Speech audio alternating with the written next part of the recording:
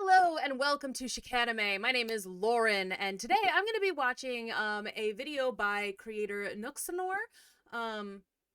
Overlord is way deeper than you think. I have seen several of this creator's videos on my own time, and I tended to enjoy him pretty much. So he's got a fun little avatar. I like his little video essays. I think they're fun, and this one is about Overlord, so I'm excited about it because, again, as I've said before on several of these little extras, I I didn't understand as much of it as maybe I would have liked to. So I like it when people tell me what I missed. People who have seen it through multiple times or who have knowledge of the manga, things of that nature. So I'm really excited to get into this. I do want to give a big shout out to patron. Hello. I was like Patreon member. No, patron. Einzelgaun. I've got the BONEDADDY himself that is a patron of the show. So thank you so much for being a patron and helping out our channel. You said more stuff like this, so I hope this is what you meant. Let us begin.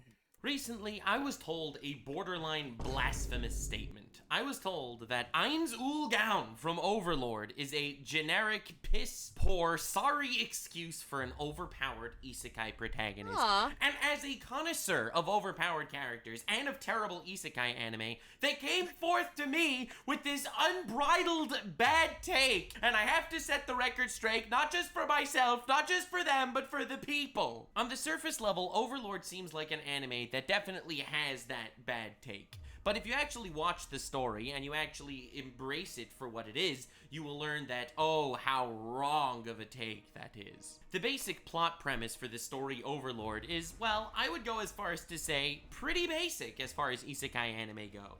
You have your dude who's this overpowered character in some video game he's been playing, and all of a sudden, oopsies, there was a glitch. He's stuck in the alternate world as his freaking alter ego, who happens to be overpowered, and all the NPCs develop Brooklyn accents somehow and become incredibly infatuated with him. And all of a sudden he's a menace to the world, and he's this incredibly overpowered deity type being who's just spreading his influence further and further, like I spread my imaginary girlfriend's legs when I continue my imaginary conquest. One of these days it will happen. I know. I am mentally prepared for that one day that I'm not critically and cripplingly depressed and alone. Shout out to lonely people who don't get enough love in this world. Let's go, baby. This one's for you, lonely people. Now, on the surface level, this definitely does look like your generic isekai story, where it's gonna kind of look like your power fantasy, where you could imagine yourself in the bones of Eins Gaun, this incredibly badass-looking edgelord dude with all the magic powers in the world that's incredibly overpowered in every conceivable way, that this dude doesn't see almost anything as a threat to him. His biggest fear is that maybe at some point there will be someone else that's also trapped in the world that might reach a fraction of his power, and he's like, oh shit, what if that happens? I'm gonna try not to do spoilery things for Overlord, because I do believe it's a great show, and you should definitely watch it if you like this genre, but the main purpose of what I want to talk about here is how Eins Gaun is so much more than your generic overpowered main character of an isekai story. He looks like a self-insert, but he isn't really. And being that I am the overpowered done right guy, and I'm the shitty isekai guy, Okay, I'm glad to know those things. I mostly I've seen like a bunch of his, like Five Nights at Freddy's, and what else did I see from him? I've seen a couple of things from him, but most of it wasn't anime related because I don't have a lot of skin in that particular game. I don't really know. I don't know. I can't think of another isekai. I'm not sure what that even means. Like, that is how like much I don't know about anime in general. So I'm going to have to trust him on this, that Einzelgaun does in fact have a trope that he kind of fulfills. But except for apparently he doesn't. He's better than that. Which, I mean, I never got that vibe off of him anyway. Like, I didn't ever find him uninteresting. I was always kind of fascinated by it. I have found him to be idiotic at times. But I never found him to be just like Mary Sue or like just too OP. I mean, he is too OP, but I feel like they did a really good job of making it interesting. And like his concerns interesting, or like what he's worried about. It was like, I mean, on the other hand, I'm like, why are you worried? But the fact that he was worried at all, like, that's interesting. And I'm the Velma guy now because my fan base is evil, and they forced me to binge the entire Velma show. God damn, I will never forgive you. It falls upon me to clean the name of the boy, the Bone Daddy, the big fucking boner man.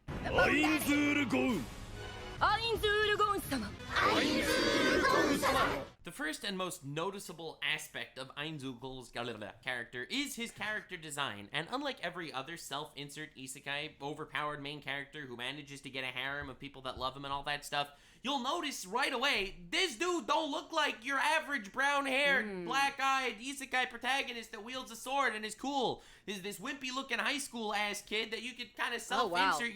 They all do look the same, don't they, huh? Yourself into. He is this incredibly terrifying force, this creature without even flesh. Man don't even got a penis, and you're supposed to relate to this man. He is scary as hell, and that is an incredibly important distinction to make between him and other isekai protagonists, because unlike the entirety of the genre that he inhabits, Ainzul Gaon is not only a character that you could be like, oh my god, he could just be like me, for real, for real. I could also be top level in a video game because I'm a sweaty nerd in the comment section of some VTuber guy who gets blasted on Twitter every day for being just a little bit too cringe. And I can also be sweaty and playing a video game and trapped in a video game and get a harem of women that want to throw their breasts at me like I'm a freaking basketball hoop. If that's what women do with breasts, I wouldn't know. One of these days, I'm telling you, it'll happen. And when it does, the power dynamic between us will shift vastly.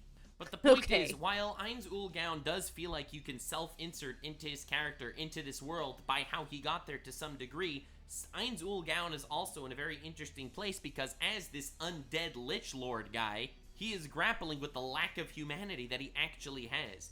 Being that he is now trapped in this game as Ainzul Gaon instead of simply as someone playing an undead Lich, he is feeling a lot of these emotions and a lot of these mindset changes that this character would actually have. The reason why he doesn't look like your average twink isekai protagonist is because a large portion of this story is Ainzul Gaon grappling with his own humanity or lack thereof, maintaining the same ethics and the same morals as the person that's been playing him for all these years, but without necessarily having the same human core that he always did have. He has to... That was always interesting. I always really liked, like, it took me a while to understand exactly what was going on with, like, the green light would shine down on him, but it's like, you know, it's forcing him back into a, like, emotionless, you know, undead creature with not the same, you know, moral compass. And I always found that interesting. It's like, how does he, like, thread that line, you know? And the answer is not well. I might not do as well with spoilers, by the way. I'm gonna try and also not keep it fairly spoiler free.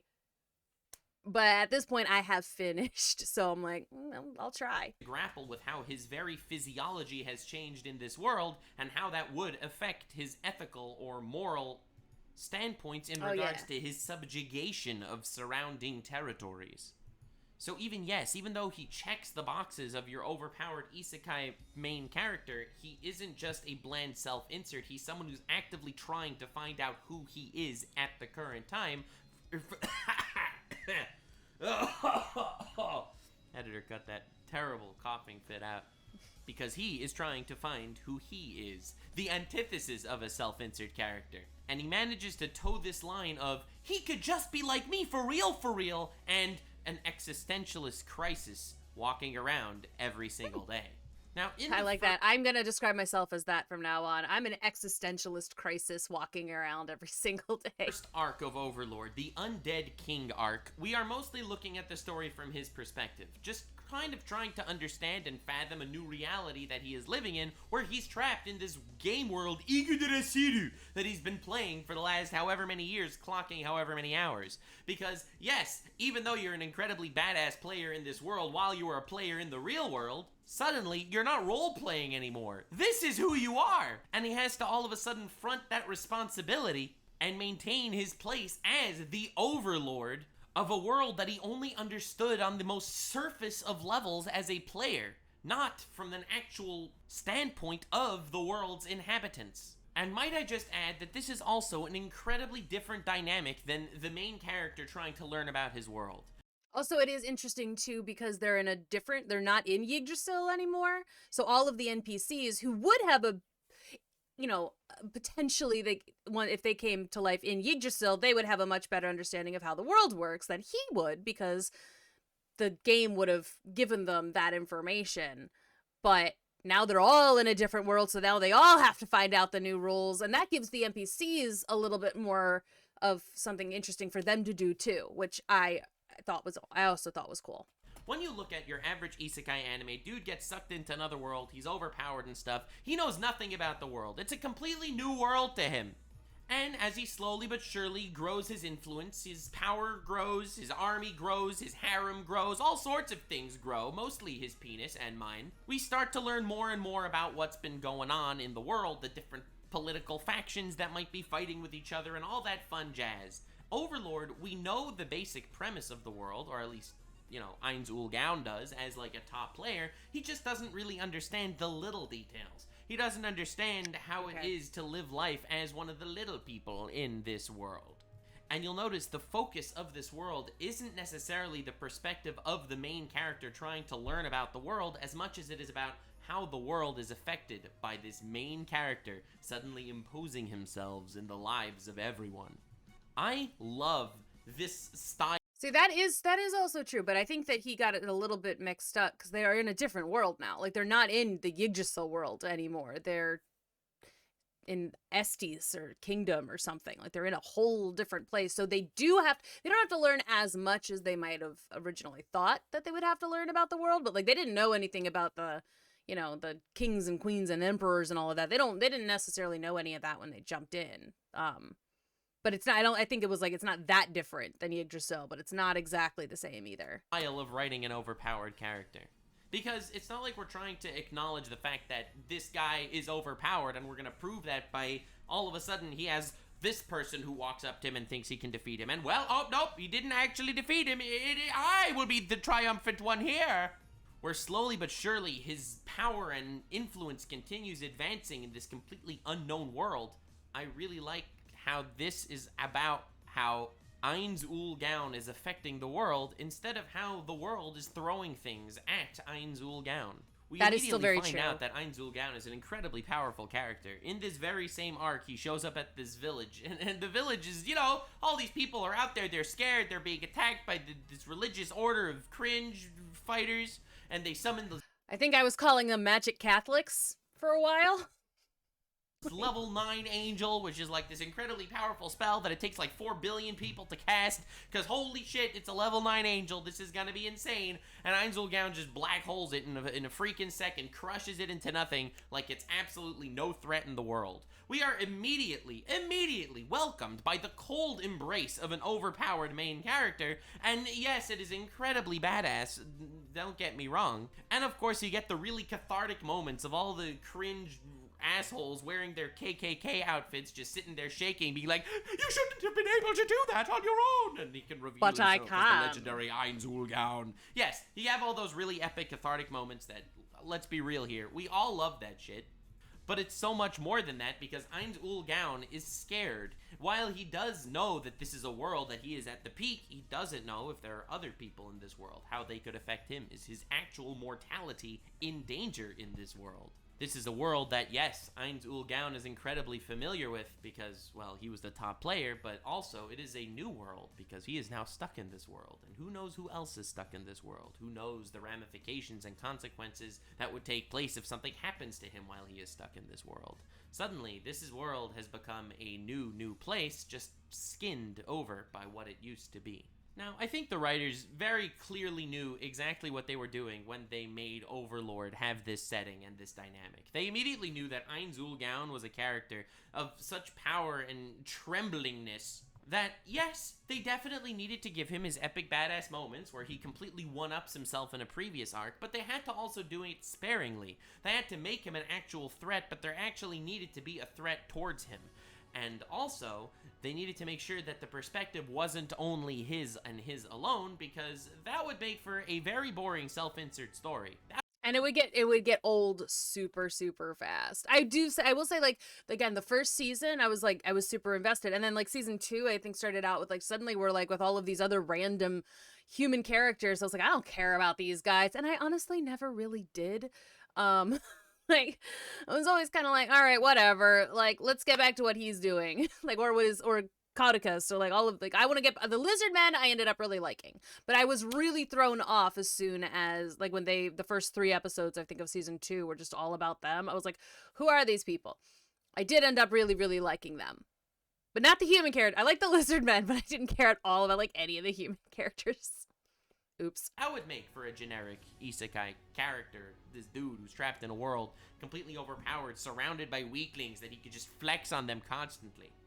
So slowly but surely, the job done and taken upon themselves by the writing team, the absolute legends over there that put this light novel together, they decided we are going to devote almost all of our attention on every character that is not Ainz Ul Gaon. Everything will be related back to him. Everything will have him as the main character and the forefront of every arc. However, it will almost always not be from his perspective alone. And thus begins the Dark Warrior arc. In the Dark Warrior arc, Ainz Ul Gaon and one of his maids, not even one of his generals, one of his maids, Nabral Gama, join him on this epic journey where they basically dress up as human adventure people to try to get a feel for the land from the perspective of humans. Just kind of to increase his influence further, to make a little bit of money, to see what they're struggling with, to see what is going on in this world, not from the precipice of his throne and empire, but from the eyes of a layman. And this is another thing I love about Ainz Ul Gaon. Immediately, throwing you into this arc, you have a dynamic where I think it helps that like the player was a layman, you know, like so he had this perspective already of like, I'm just an office worker, I do nothing, you know, I'm not that special, and then you put him into this situation where suddenly he is worshipped by the NPCs and where he is more powerful than anybody else on the entire planet. And it's like, but he still has the mentality of a humble office worker, and until like the system starts twisting that a little bit more. But it's like, yeah, he's just gonna go out and be a dude. Gonna go out and be a dude, and he has I love that he had no concept of what was normal for like a random nobody adventurer, and everyone like even when he thinks he's toned it way down, it was not enough. Where Ainz Ul Gaon is really information gathering. He is really on that intel grind. Yes, he's the most overpowered being that we've ever seen. And yes, he's not realistically all that scared, but he is all that cautious. He must know, he must see it with his own eyes, and he must develop his own sense and his own level of priorities as to what is actually important in this world. Right now, in his journey, he is a Jonin ninja in a world of Genin ninja. This man... I don't know what that means. So somebody tell me what that means if he doesn't do it. And does not have all that much to fear. He is one of the metaphorical 4 emperors of One Piece when he's going up against the little peewee pirates that you find in the East Blue in the first arc. It's not necessarily going to be an actual challenge to him, but at some point something or someone will, and he needs to get the jump on them when that happens. Not to mention that this is just even goofier because he's using the role-playing skills that he's developed as a person role-playing an Overlord, but this time he is an Overlord role-playing an adventure. It's just cute. Yep. It's kooky. I like it. What could I say? In That's this fun. arc, we start to understand a little bit more about the level of difference in power between him and his adversaries.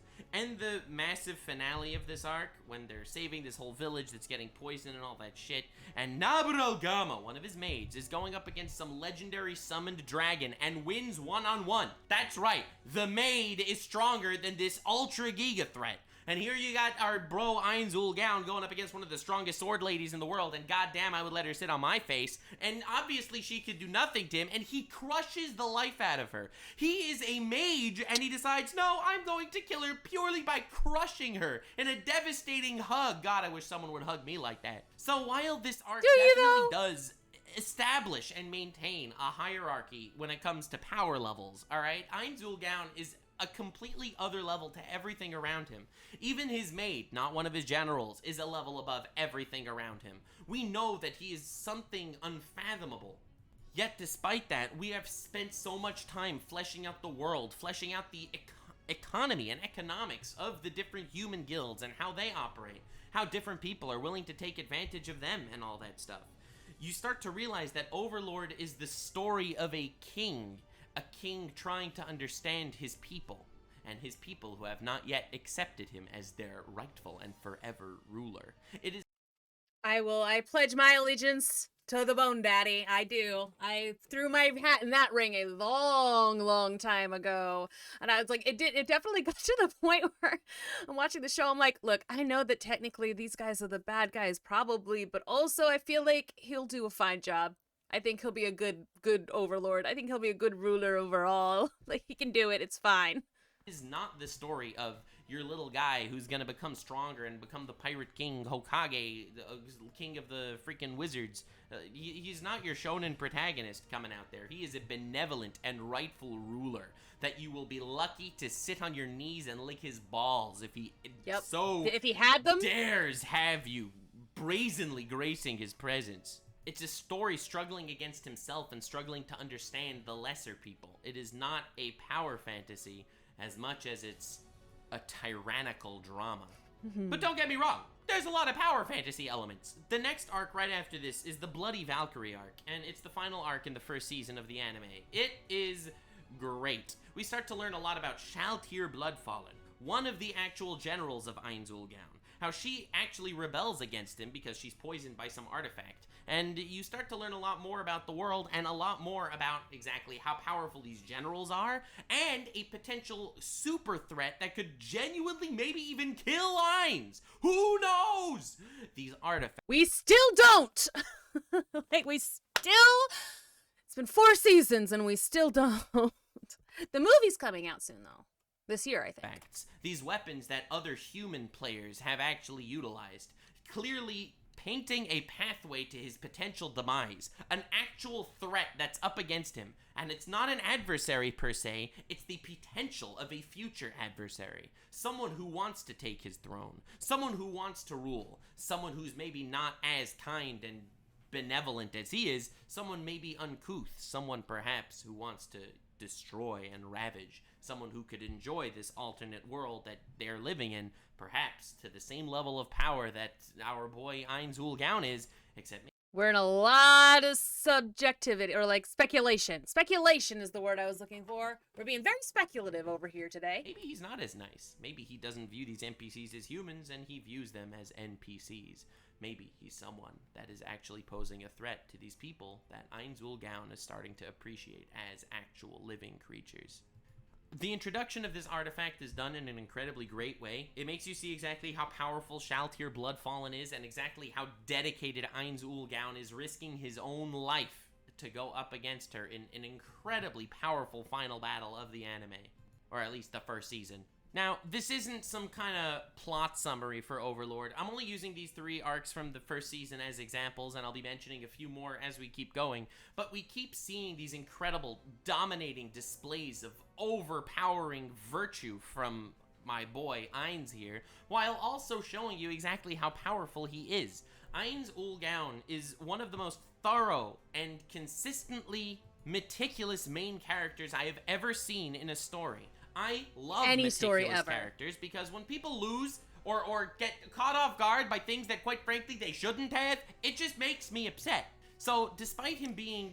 He's also really, really good at going with the flow, which I appreciate about it. Like, again, there are so many times throughout the series that I was on the same page as the Demiurge. Like, I thought, like, there are certain times, like, he would say something, like, or Ainz would say something, and, like, I would be coming up with all of these ways that he's going to make that happen, and like reading, like when he first said, well, why not take over the world?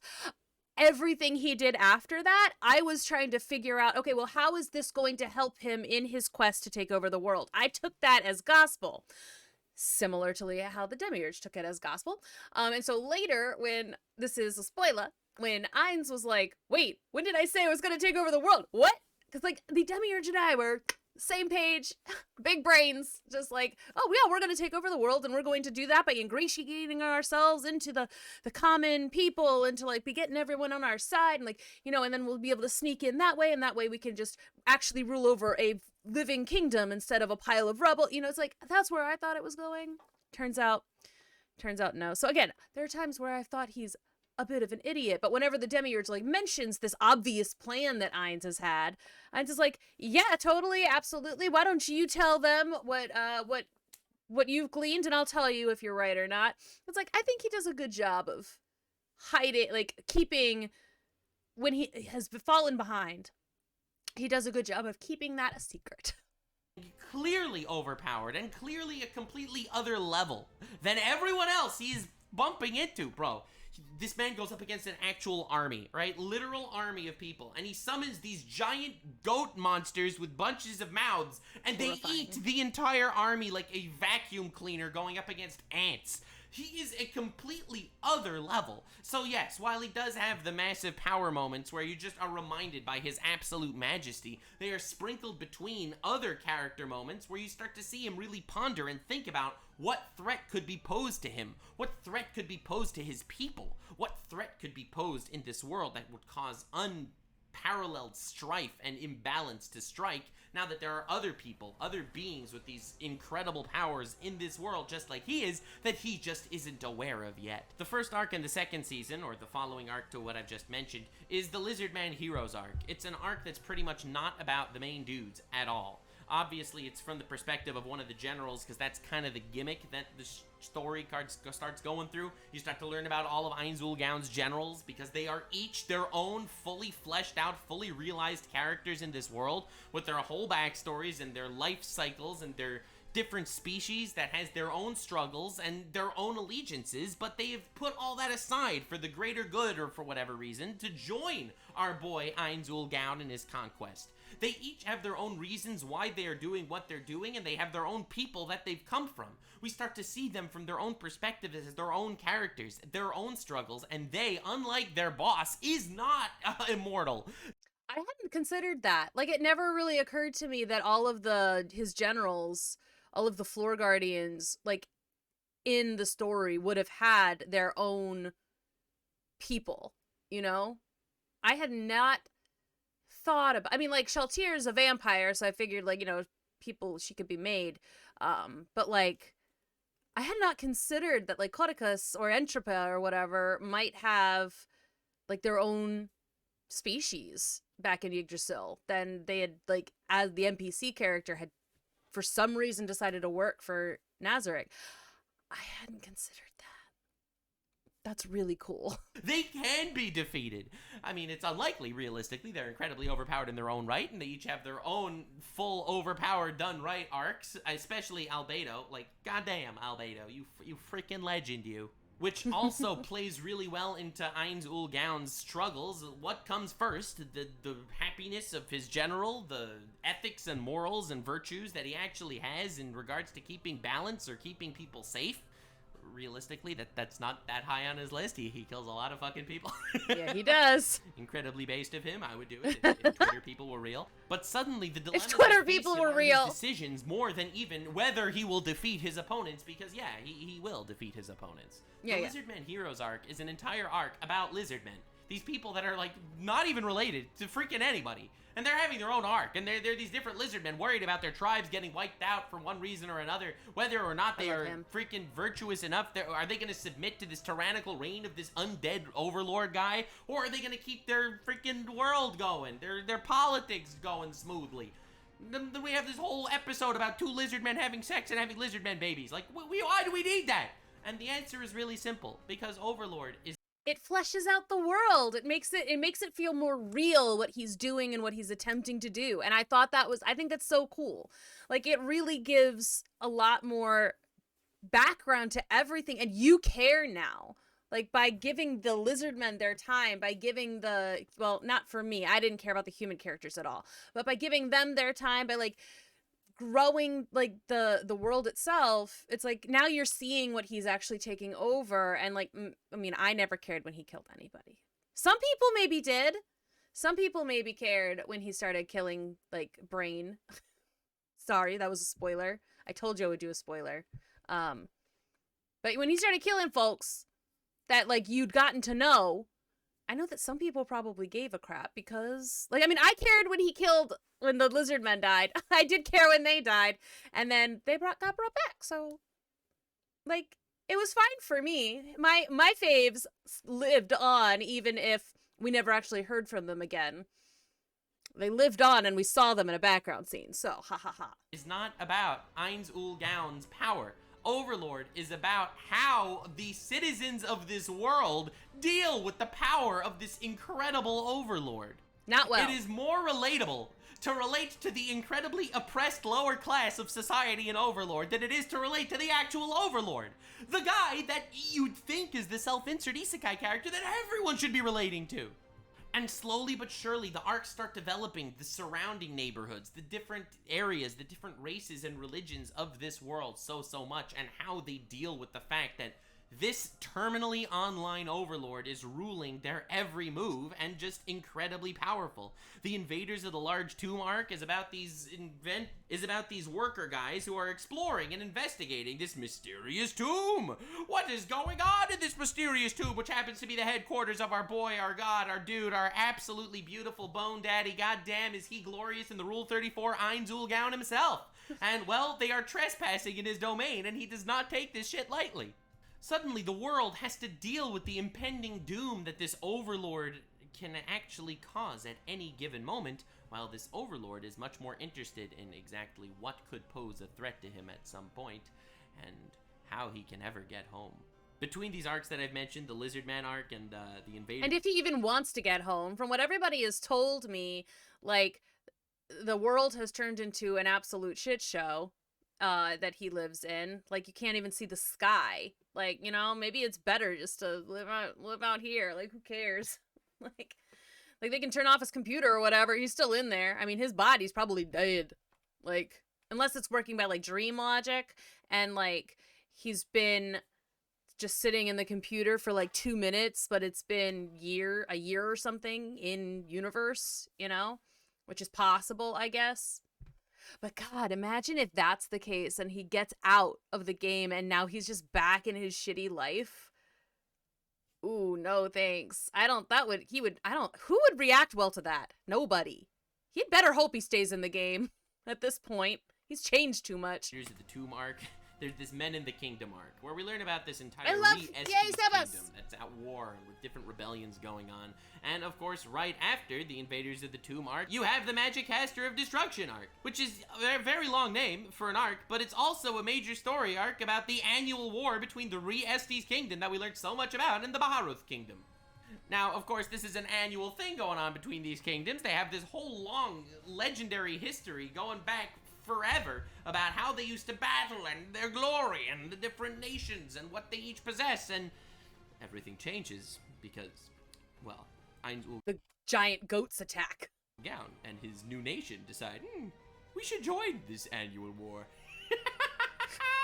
The arc that follows that, the Ruler of Conspiracy arc, is basically all about Ainz Ooal Gown actually trying to turn his kingdom into utopia for all these races that he's slowly but surely allying with. He's actually trying to create a utopic area for everyone, an area of equality. This crazy, undead, overpowered Overlord guy is trying to create a utopia, and, well, every other freaking country does not like that idea, because what the hell, man? If you make a utopia for all these races, then we have to all of a sudden have to give rights to our underdog classes, and we hate doing that. Yeah, we hate that. Fuck the nuts, guy. Well, we don't like this. And suddenly there's this massive war between the newly established Ainz Ooal Gown nation and literally every other nation that wants to keep being a racist and rape and pillage and do all that fun shit. I feel like you're starting to realize exactly what I'm saying here. Ainz Ooal Gown is an overpowered character done so right because his being overpowered isn't the actual main driving plot point of this story. That's this true. Story I hadn't thought about it that way. World building masterclass, and Ainz Ooal Gown is the newly introduced super threat to how this world has operated until this point. There's a reason why a lot of people like antagonists. Antagonists shape a story. So you'll have your protagonist on his path to become the Pirate King Hokage, doing whatever the fuck he normally decides to do, go to school and masturbate like every other person on the planet, and suddenly be Ew, don't masturbate at school. Don't do that. an antagonist intervening that has some heinous evil shit plan. That'll get you on a list. All of a sudden, everything goes haywire, and the main character has to change because his parents were killed, and he must grow to become stronger and take revenge, and it's really the antagonist that shapes the story more often than not. If you look at basically every single fantasy novel of the modern era, and I know it's kind of sad, there's a whole trope of how the main character is a humble farm boy with nothing to do. It's just not fantasy. Sci-fi does it too. Comic books, like there's always the antagonist does get the story rolling pretty much every single time. But he's also right. It's like it's always somebody the main character is almost always somebody who you can relate to, which means that the villain or the antagonist, they're not always the same thing, is somebody who's more interesting. Because the main character, because they have to be someone that you can self-insert a lot of the time, so like it's like they're not always as interesting as some of the bad guys or side characters who are allowed to be wild and crazy. And that's more of a problem, I feel like, in like fantasy, because I feel like there's some interesting, like once you get into more or sci-fi, but once you get into like comic books and some other things like that, the superhero characters are interesting. But like I feel like a lot of the time, in like fantasy, sci-fi, that the main character exists so that you can put yourself into their shoes, and that means that they don't tend to have a ton of their own personality traits. Like the clumsy girl, like that is her personality trait. Like if the female is the main character of a story, she's usually clumsy, and that's what makes her unique. He'll raise goats in his older age and make his father proud. But because of the evil Dark Lord, suddenly the wizard has to call him the Chosen One and pull him out of his shackles and start becoming this overpowered evil dude. Right? That's basically every single fantasy book that comes out today. I'm sorry. Happened to Basically. Luke Skywalker, happened to Frodo Baggins, and all of a sudden everyone was like, holy shit, let's jump on this fuck. It's always because of some alternate force that creates the course of the protagonist. That is just basic storytelling. It doesn't always hold true, obviously. That is definitely, obviously not always true. But when it comes to especially a self-insert character, more often than not, they're trying to give you that. Cause you are just a simple farm boy on the farm with a boring life. And one day maybe something will change. And now you can relate to this dude who was just your simple dude, and all of a sudden he's this incredibly overpowered Chosen One dude going up against the evil demon lord god guy. I mean, that's just pretty basic stuff. But suddenly you realize every character in this show that's not Einzulgaun is the boy on the farm. Einzulgaun is the threat. And even though he's the protagonist in this story, and we are looking at the story from his perspective, he is the one shaping and shaking the power balances of this world. He is the one that is causing every climactic event to go on a political level throughout Igudurashiri. It's not just a simple course of the protagonist shaped by how the antagonists attack them. He is the one shaping the world. As far as overpowered characters go, that is cool. Einzulgaun is a complete novelty in this field, where his power is so much more eminent with how it affects the daily lives and daily politics of every surrounding nation on this goddamn planet than how it affects how he will overcome his next obstacle. It hurts my heart to see people shitting on Overlord, because Overlord is just your generic isekai anime where your main character got trapped in a world and is overpowered and he just completely overpowers everyone. Man, there's no challenges. Bro is so strong he just fucking annihilates everyone. He can stretch the asshole of everyone he decides to. And aside from just the incredibly colorful cast, the really dynamically written, incredibly thought out characters, from Albedo to Demiurge to Pandora's actor, an underrated, beautiful man. I love Pandora's actor. He might even be my favorite character in the entire show. I'm not gonna lie, I love that dude. Just such a beautifully written cast, such a beautifully fleshed out world. And my favorite part of it all is how they wrote an overpowered character that never makes a story feel stale, which is the biggest and most blatant flaw in writing overpowered, because the story isn't about how will he overcome his next battle.